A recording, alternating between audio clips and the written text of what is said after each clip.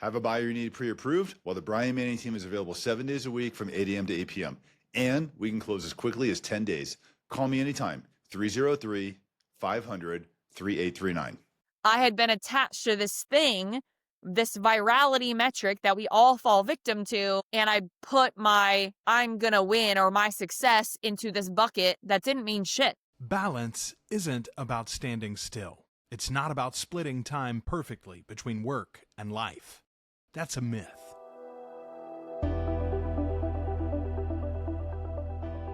Real balance is momentum. It's knowing when to lean in, when to step back, and how to stay in control when everything is moving fast. Brian Manning built his success by rejecting the outdated idea of balance and embracing something better, alignment.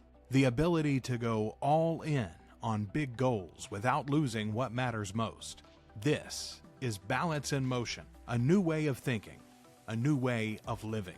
Because the people who achieve the most aren't looking for balance. They're mastering the flow. Let's get into it. Welcome, everyone. Balance in Motion. Super excited to be here today. We got Michelle Berman Michael. I met Michelle actually at a mastermind group with Renee Rodriguez, who also just wrote the foreword to her book. If you haven't gotten her book, you need to get her book. It's phenomenal. But I'm super excited to be here today. I've always known Michelle as kind of like the queen of social media and has really been kind of instrumental in the world of realtors and mortgage lenders and just really helping people get their platform up and off the ground and figuring out their voice of who they are and really help them implement social media. I'm probably a perfect candidate for what Michelle does because I really stink at social media myself, but that's not why we're here today. I actually want to go all the way back to the beginning with Michelle before she was on stage doing big presentations, speaking, working with realtors and mortgage lenders. First thing I want to really do is kind of go back to the beginning and just learn about like how this all started way before your company right now. You know, we're talking like roots in the beginning.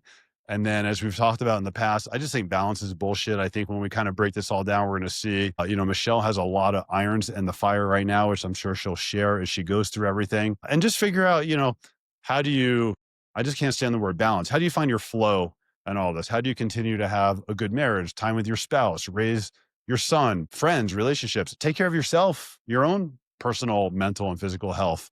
And I think that Michelle just has a kind of a raw and real story behind everything that's going on. And Michelle, I'm excited to be here today. Thank you so much for My being our gosh. guest.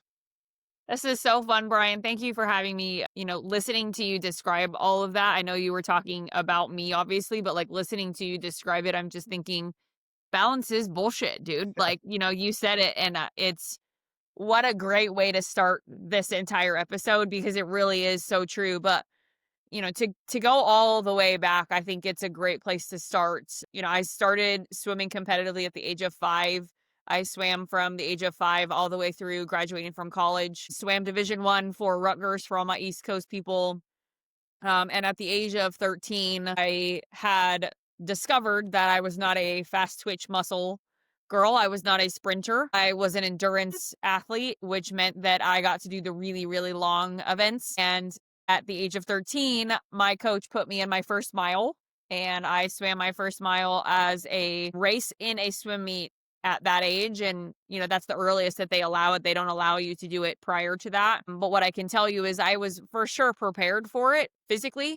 Endurance wise, I'd been averaging anywhere between 8 and 10,000 meters a day, which is roughly 6 miles per practice. So, physically I was beyond capable of completing the race, but doing it fast is a different story. And so I remember swimming my first mile and I was like, well, I kind of did pretty good. Like that was pretty much not that bad, like not as hard as I thought. And, fast forward, I got recruited to swim the mile in college and, I've almost never been on relays. Like it was just never my jam. But I kind of fell in love with the fact that I was doing things that other people were unwilling to do.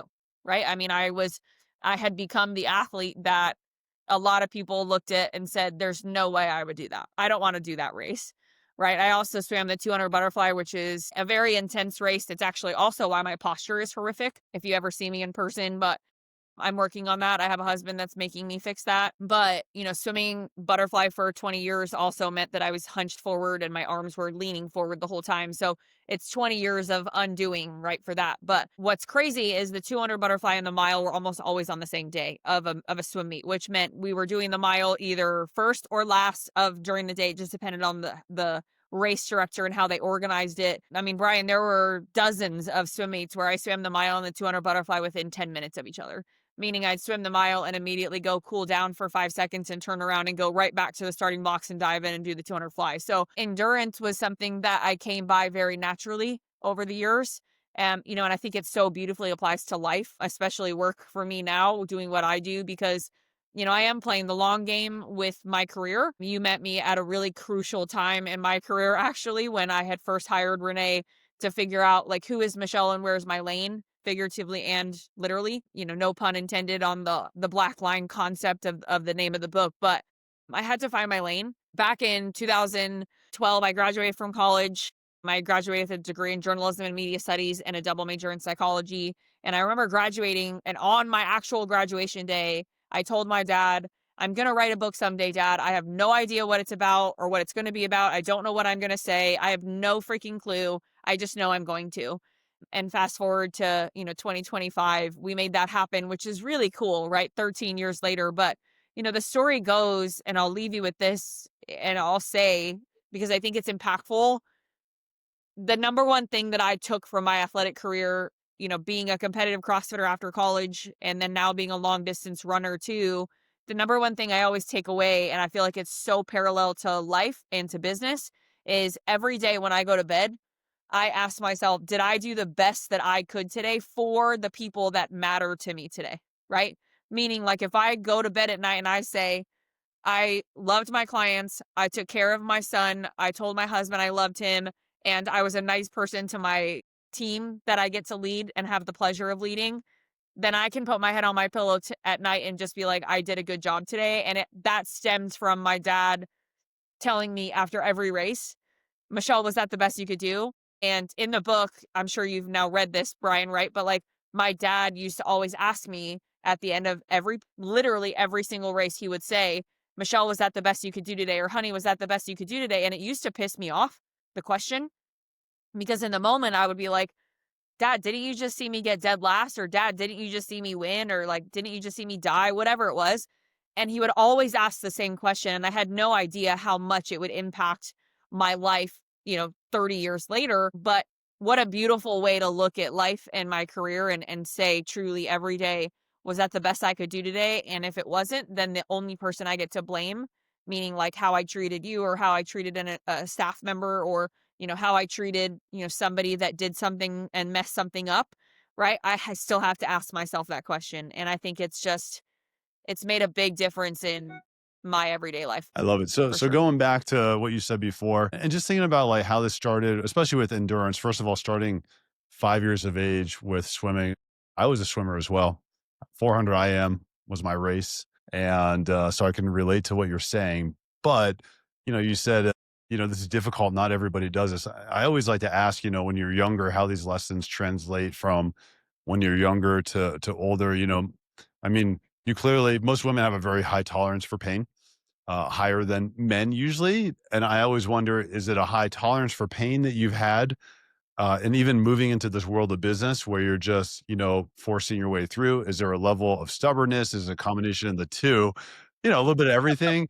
How do you feel like when you started as a competitive athlete at such a young age, how you pull that into your daily life now? Well, I think it's a twofold answer, and I'm going to do my best to not go on a tangent here. But to answer your question twofold, number one, on the athletic side specifically, I always felt like I had something to prove, I think. And it took me a long, long, long time to undo that emotional weight that I put on myself. I'm a second daughter, was definitely the more athletic of the two of us, but I always felt like I was the black sheep of my family for some reason, and I couldn't really figure out why. And it took me actually at Amplify, the very first one I ever went to with Renee, when I called my dad in the middle of Amplify sobbing to apologize for that feeling that I had put on myself and honestly to ask for permission from my father to let it go. And that's going to make me emotional. Wow. But it was this need for affirmation for so many years from the one person that I wanted it so badly from. And so I just remember, whenever he would ask that question, why it would frustrate me so much was, well, Dad, can't you just say you're proud of me? Like, what the frick? But it was never phrased that way. And it used to frustrate me. And now looking again back on it, you're like, I get it, Dad. Thank you. And that's pretty much what I said to Renee, or I'm sorry, to my dad after being at Renee's event when I called my dad on Renee's stairs in his home to cry my eyes out to my dad. So I think number one for me, pain tolerance, no. Determination for affirmation, yes. And fast forward to on the business side for me, I just don't have a backdoor in life, right? And I always knew that I was going to be an entrepreneur from a very, very young age. I knew I didn't do well with having a boss, right? And even my first corporate job only lasted 6 months before I realized not only could I be a better human, but I could take care of clients better. And then ultimately today, right, at 35 years old and in 2025, the Holy Spirit is just what moves me, right? Like I believe everything I do every single day is to honor God and to honor the voice that he gave me. And so when I step on stage and I'm, or right, even behind stage, I just got back from speaking at an event actually just last week, and behind stage, I don't drink at all anymore. I'm also pregnant, so I definitely don't drink, but I remember being so paralyzingly nervous, even though I knew I was going to do well as far as like what I was going to say. But for some reason, I was overly nervous. And I look at the two gentlemen who were running the event and the AV guys, and I was like, I don't even drink, but I could really use a shot right now. Right. But it wasn't that I was nervous about what I was saying. It was more so I wanted so desperately to create an impact. And so I just kept praying and I said, God, like, please give me the words that I'm supposed to have and just let it come out the way that it's supposed to come out. And, today and I know you know this about me, but like, I just have this burning desire to create impact and to actually help people understand that what they think matters doesn't matter. And what actually matters is X, Y, or Z. And I think when you have that type of passion for something, it's palpable. And I also want to be the rallying cry for those of us who have always been second best, because it doesn't always have to be that way. And I know that feeling, and it's not a fun feeling, but it doesn't have to be that way. I like it. And then, so you said before you always knew you wanted to be an entrepreneur. I'd love to learn more, like, what was your first venture? How did that start? Was this before college, after college? And then, your Yeah. company now, what is this your first edition of being an entrepreneur? I don't know. Take us back more to the beginning there and Yeah. maybe give us a little bit of the life cycle of like your first, like, I know I'm going to be an entrepreneur to like, not to where we are today, but really kind of, what brought you down this path.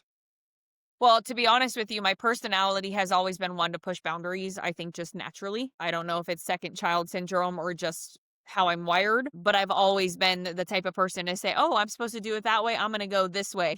Right.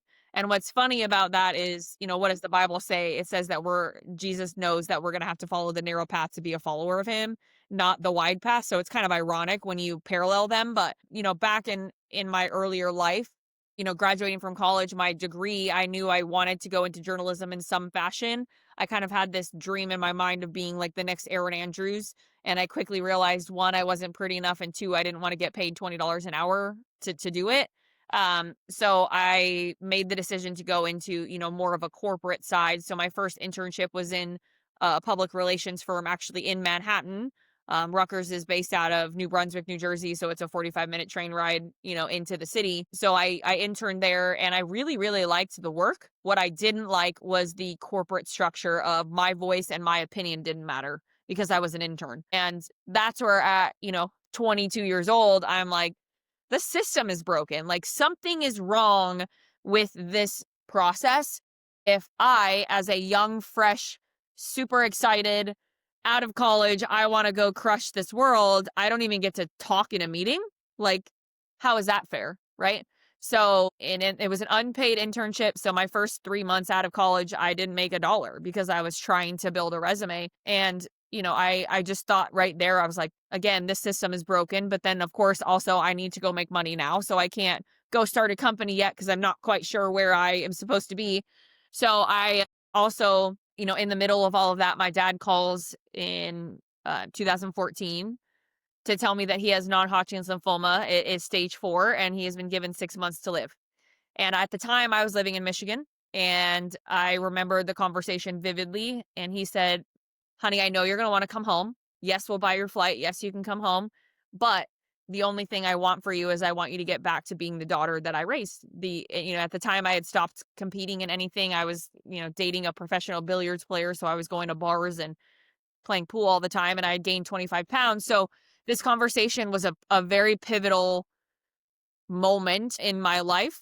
Moved back to Southern California where I was born and raised. My dad I'm very, very grateful. My dad is almost 11 years into remission, thanks to the City of Hope in Southern California for saving my dad's life. But, I started working for a PR firm in Southern California because that was what was on my resume, and that was the fastest job I could get to start making money. And that's the company I worked for about 6 months in total. And at the end of the 6 months, I walked into the boss's office and I was like, I quit. I don't want 2 weeks. I quit. I'm out. And there's a story there, but I'll save it for you for another time. And right there, literally that weekend, I started going door to door in Palm Desert, California, walking into businesses without having anything to stand on when I asked the question. But I just said, hey, I'm going to run your social. I'm going to charge you $500 a month, and I'm going to come in your office 2 times a week. I'm going to figure this all out with you. And whatever I can't figure out or don't know how to do, I promise you I'm going to come in here and we're going to figure out how to fix it.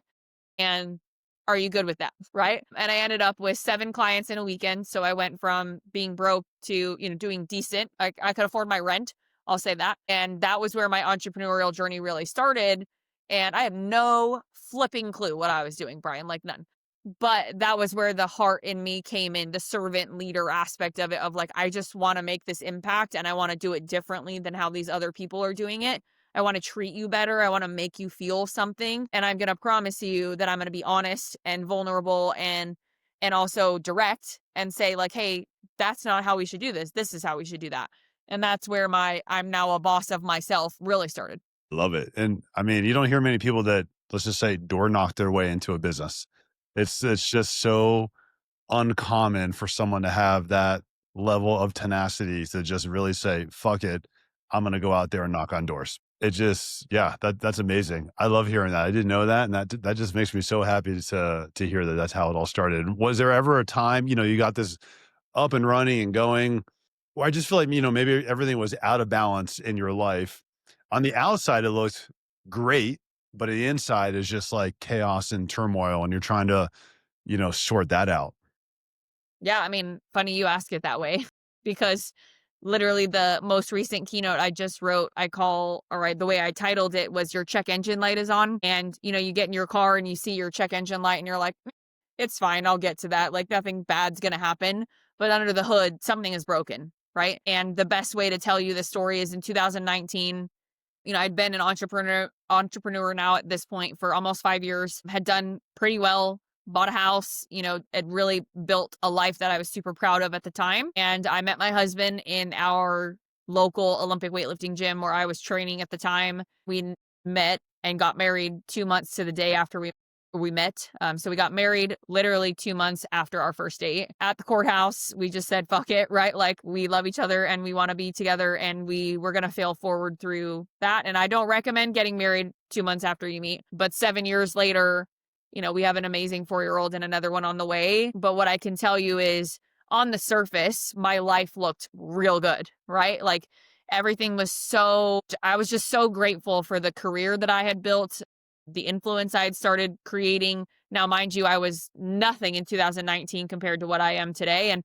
I'll also tell you, compared to what I feel today, I feel like I'm nothing in the overall scheme of where I want to go, right? That's the high performer in me. But in 2019, I launched Beyond the Method, which is the name of the course that I built. I had spent about 3 years growing a following, actually more like 5 years, growing a following, building a presence on the platform. Everything was very Canva template-y because that was kind of the thing at the time. And I felt like I had figured all of this social thing out, right? So in 2019, I hired a coach to teach me how to build a course. So I built Beyond the Method in Kajabi. I was incredibly proud of the product. Had about 65 videos that I recorded in the span of about 4.5 days. So I had literally locked myself in my office and recorded all of them to give myself, the deadline of this is Thursday, I'm launching on Monday, right? So years of building, years of growing a following, literally like caring about the number, right? How many followers I had, which, that's foreshadowing to the rest of this conversation. But in that, I had put all of the groundwork in play that you would think on the surface is how when I turned the course on Monday and made it for sale, that I would be rich overnight. Well, when Monday happened and I hit live, I remember I was like, babe, we're going to go out to dinner tonight. We're going to wherever we want to go. This is going to be awesome. And I'm super excited. Turn it on. Right. Well, when I turn it on, literally nothing happened. Nothing. Hardly any website clicks. By the end of the day, I still hadn't made a sale. 2 days later, I finally got my first sale. And the only reason he said yes was because I gave him 25% off to make him say yes. And at the time, it was only like a $497 product. And so I didn't make a whole lot of money. It certainly wasn't taking us out to dinner. Right. And I just remember thinking shit, man, something is broken. Right. On the outside, I've done all the things. I've done the followers. I've done the engagement. My content gets a lot of traffic, blah, blah, blah. But under the hood, it wasn't working. And now I took some time off. I really spent some time in myself internally. I spent some time in my systems, and I spent some time just studying the platform and figuring out what had gone wrong. And what I discovered was that I had been attached to this virality aspect of how many followers do I have? How many likes am I getting? And basing my ability to generate ROI off of those things. And what's funny about that is that's the 50-meter freestyle. If you're familiar with swimming, which I know you are, the 50 free is this virality thing, right? It's like this fast, flashy event. It's 20 seconds. Everybody wants to watch it. The audience in the natatorium is packed full. Nobody leaves for the 50 free. But I was like, why? And this was the aha moment. Why am I trying to be a 50 freestyler when I was born and bred to be a miler? Endurance. I was an endurance athlete, right? And so I had my oh shit moment that for the last several years, I had been attached to this thing, this virality metric that we all fall victim to. And I put my I'm going to win or my success into this bucket that didn't mean shit. And I then relaunched in November of that year after this whole thing had kind of come to be. And I realized, how do I relaunch this and actually crush this? And it came down to one thing and one thing only. And it was, am I building a relationship with someone through this platform? Am I sending messages and am I talking to people proactively as opposed to reactively, right? Meaning, am I waiting to get engagement and then I'm responding, meaning I'm reacting? Or am I saying, hey, Brian Manning started following me. I don't know who this guy is. I'm going to go look at his content, try to connect with him. And then here's the key, find a bridge between him and someone I don't know, right? Him and someone I do know, right? Who knows Brian Manning that I already have a relationship with that can be the bridge builder between me and Brian? And when I figured that out, I relaunched in November, right around Black Friday. I made $14,000 in 48 hours. And I was like, holy frick. I figured it out. And it was so simple, right? But yet so overcomplicated. And it goes back to in the overall scheme of social, right? It's such an overcomplicated topic, but it comes back to successful people do and are willing to do the things that unsuccessful people aren't. And I was willing to build a relationship with every Brian Manning that came across my platform and do the homework, do the legwork to go find a lever that could connect me to him that turned into, a 7-figure business in 2025. But it didn't happen because I was attached to anything related to a metric that I was consuming. That's amazing.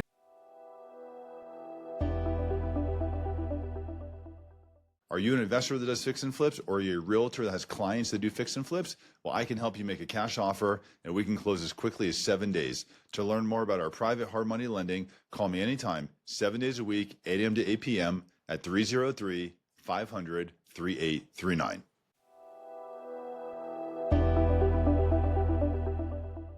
And at the time, let's just say you were restructuring, which that's a great story, by the way.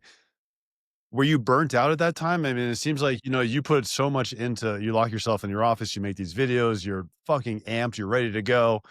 No sales. I mean, it's deflating. There's no way around it. So how do you then handle this level of burnout? and you're a high performing person. So you're also then trying to make these changes, learn and push. And you're just, inside you're probably crushed mentally. It's hard to endure through stuff like this, at that time, or even at this time, because reality is you're probably still dealing with some other version of this right now. How do you handle the burnout? Like, what's your go-to there? I actually think, for me, and I'm going to speak freely here, being a mom, having a 4-year-old that I would do anything for and never want to miss a game.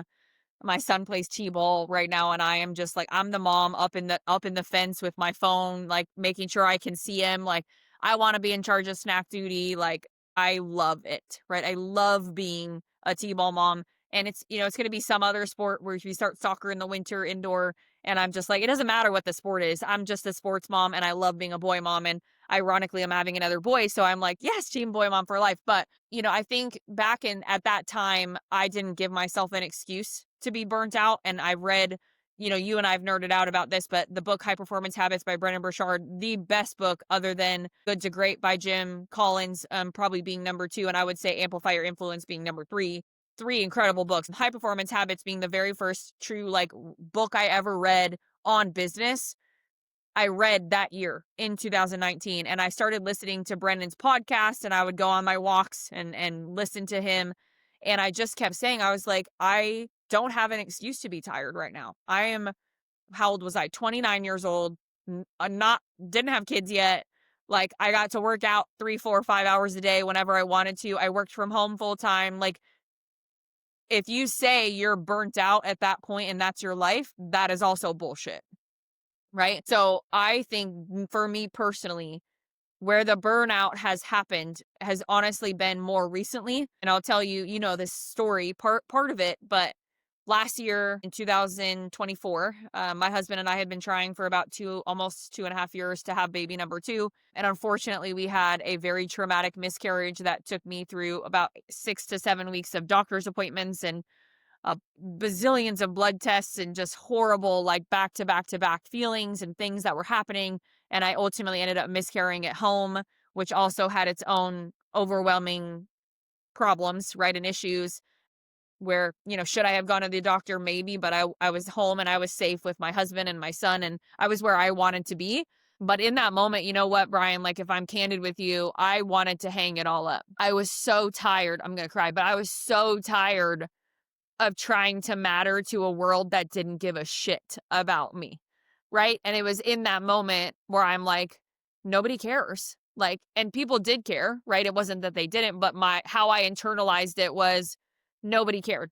And it had been a hard year for business in general, right? The mortgage industry last year was not a great year to be doing mortgages, as you know. And there were other challenges running a company that served the mortgage industry. Now we made payroll, right? But we were certainly not making money.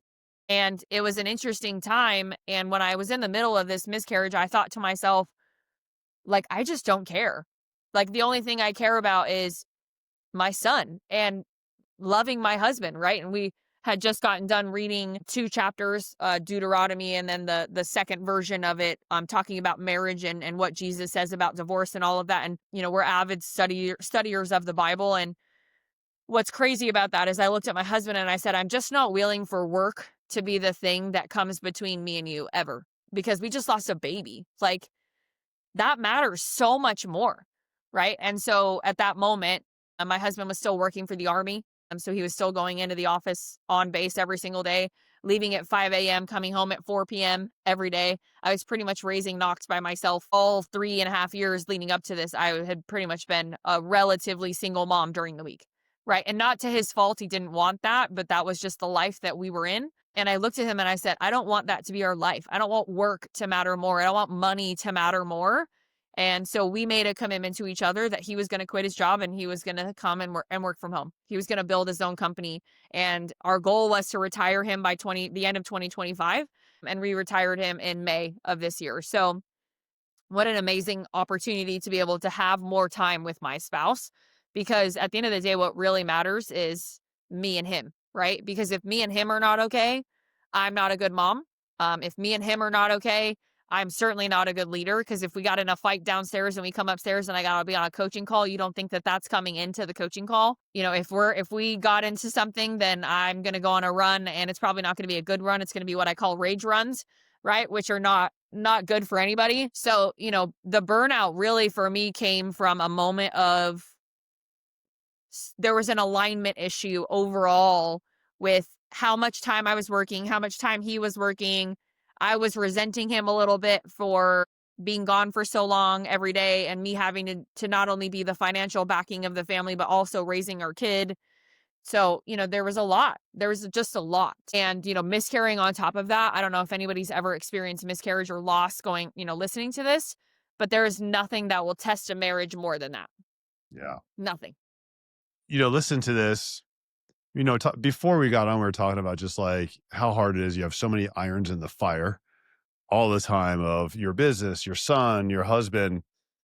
I am curious to hear what's your thoughts on the level of communication you have with your husband and how the impact that has on your life, and how if balance doesn't exist and everything is just chaotic all the time, how that pillar right there is the most impactful to you. And you don't have to answer this if you don't want to, but if you do, it's okay. How has that changed? You got married quickly, you started your business. There was, you made this kind of shift in your business. Have you seen a change in your marriage as well?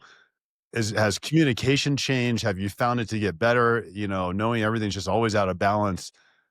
Really, I guess my question is, how does communication in your marriage impact everything? Because it sounds like I that, mean, like, it's shift, that was a, like, giant shift for you there, which is incredible. I think a lot of people don't have that. I think a lot of people struggle. There's just a breakdown in communication. Just like you said, if the breakdown is there, everything is fucked.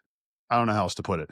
I mean, There there's is no no other way to easy way say it. to That's say a that. that's a beautiful way of saying it, Brian. Honestly, I couldn't have said it better. But what I can tell you, how do you manage the communication? And what I can share very candidly, and I am very happily married. We have been married almost 7 years, but just like every marriage, there are ups and downs, and there are twists and turns, and there are moments where you're like, are we okay or are we not okay? Are we just coexisting in this home?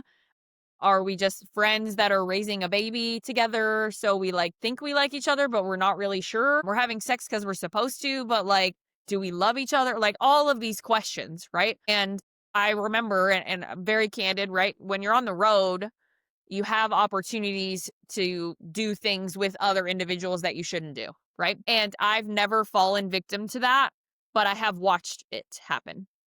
Right? I have been at events, I have watched it happen right in front of my face to someone who I know is married, and probably pretty happily married for the most part, but we're on the road, right? And I don't travel nearly as much as most. I have the commitment to my family and to myself that I'm not going to do that. So I've learned to say no to things, even though some of them I don't want to say no to, but I just have to, right? So I think that the big moment for Dave and I remember saying to him, you know, lust is a real thing. And I was in the middle of this conversation with him, actually, after coming home from church, ironically. And I said to him, I said, lust is a real thing. And he was like, what are you talking about?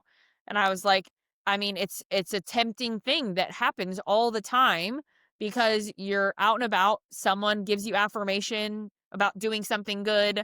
You see someone, none of us are blind or deaf or dumb. Some of us are dumb. Some of us might be blind and some of us might be deaf, but usually not all three of them at one time, right? So we can see other humans and we can tell, hey, that's an attractive man, or hey, that's an attractive woman. Like, we're not, immune to that. And so when I said that to him, he said, what are you talking about? And I just said, I think that we need to have a conversation around how we treat each other when we are together, because I don't feel like I'm getting that from you. I feel like I get more of that from men that I don't even hardly know, right? And I don't want that. I want you to be that person. Now, the context there, it matters. My husband is a medically retired Green Beret. So anybody who knows Green Berets, they don't really have a whole lot of emotion. And as someone who, from my story and my background, you guys hopefully are picking up, I'm a words of affirmation person. That's my love language. And so when you don't get that in your marriage, and that's your love language because the person you married isn't that way, things have to change, right? So there's communication that has to change, right? And this meaning how I get what I need I have to reframe it, and how he gets what he needs has to get reframed. So that was a really, really bad conversation, Brian. Like, I'll be honest with you, it was a 3-4 hour, like, things are getting heated. We put Knox in his room to go play because we're having this conversation and we're like, we need to get through this. But what a huge, huge shift after that, because I was willing to say something that made him really uncomfortable, but at the same time made me feel heard and seen. And now fast forward to today, right? That was several years ago, but fast forward to today, right? Being the breadwinner of the family as far as the financial side, and, little arguments like, hey, why did we just spend $175 on Amazon in one day? Like, what did we buy? Right. And those types of little conversations, they weigh on me, right? Because it's like, hey, I just went to an event and was gone for 4 days and trying to support our family, come home and there's a shit ton of Amazon on our island. So, like, what is happening, right? Like, little things like that that get you off balance. So I think two things. One, you have to be willing to have really, really hard conversations with the person that you love. But more importantly, more important than any of it, I think, and this, having a supportive spouse, our careers are really, really challenging in general, right? Being in the mortgage industry is not for the faint of heart.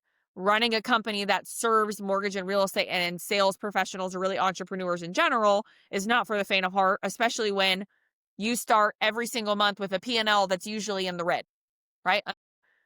I told you offline before we started, the very first month I ever started in the green ever in 11 years of being a business was in October of 2025, ever, right? So imagine waking up on the first of every month being like, I got to go find $19,000 this month, right?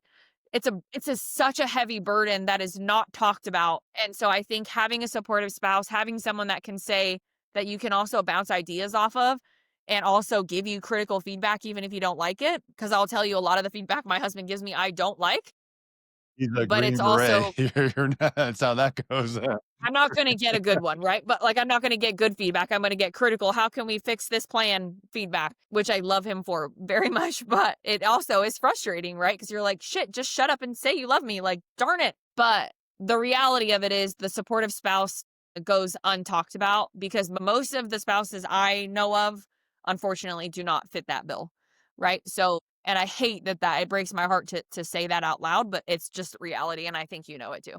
Yeah.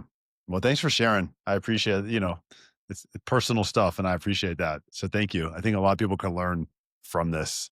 And that's kind of the whole point of what we're doing here is just, I'm just sharing with people how hard it is and challenging and how we get through some of these struggles and run a successful business and revamp and et cetera. As we wrap up here, I am curious to know, what are you most excited to be working on right now? You had a new book that Oh came my out, gosh. but like, what are Yeah. you just so excited to be working on right now? Like when you wake up in the morning and you're just so fucking stoked to come to work, what is it? Well, there's two things, one personal, one professional. I'll Please. say number one, on the professional side, the Black Line coming out in August was my life project that I knew I would always do eventually, and had now had a title and was now something I could physically hold. And that was the most incredible experience, and it still is, right? Like, I still, the honeymoon effect of it has not worn off. It launched August 25th, which was by design. That was my son's birthday. And I think part of it for me is the impact it's already made has been amazing. The impact it's yet to make excites the shit out of me, because I know that if I could just get it in more hands, it's going to impact more and more and more. Iteration number 2 is already on my mind and already in my heart. I already know where it's going to go, and more that we're going to add. So on on the business side, the impact for the book, I have tons of speaking gigs in the next few months. I have one coming up here very shortly, another one in November, 2 in January, 2 in February. And then on the personal side, what I can tell you is, for the first time, I'm not scared about the fact that I get to take maternity leave. So with my son, I actually didn't take a single day of maternity leave whatsoever. I was actually selling in my hospital bed after having a C-section, trying to make money for my family. And this time around, the last 3-4 years have been just so wild for me to look back on and realize, like, I have an amazing team that I'm very aligned with. Hasn't always been that way, right? But you build and you learn as you grow. And now I can truly say every person on my bus is exactly who I want on the bus. They're where I want them, in the right seat on the bus. And we're just super, super aligned. And the financial side of running a company, the burden is lighter right now. And I think part of that is the breakthrough that I've had personally and professionally both. So I think personally, the thing I'm most excited about is having a baby in March and putting all of the pins in play, if you will, so that I can really take April and May off and truly just be in my baby snuggles, knowing that it will be the last baby that I'll have. That's amazing. I mean, I can't thank you enough for sharing that with us and really sharing everything. I think I said in the beginning, this is going to be raw and real. I just can't thank you enough for your time. So my takeaways are endurance. You got to have endurance. Sometimes burnout's not an option. You just need to figure out how to push your way through it. You better figure out how to have some damn strong and good communication with your spouse, especially it might not be the most comfortable conversation to have. And I actually think the we didn't talk about this, but I think the takeaway there is that also helps you have better communication with your team as well, if I had to guess, because when you can talk with your spouse about uncomfortable stuff that's really important, that probably is very helpful and impactful to the relationship, I can only imagine that that really translates over to communication with your team as well. So, Michelle, we wish you the best of luck with your baby coming up, and I hope you have Thank an you. incredible, healthy birth, and I hope everyone is healthy, and I hope you get a wonderful 2 months off. I think everyone agree you've certainly. I hate the word deserve. None of us deserve anything. You've earned your way into it for sure. And thank you so much for your time. It was really great to have you today. Thank you. Thank you for being a safe space for me, Brian. I You're appreciate it. welcome. Talk with you soon.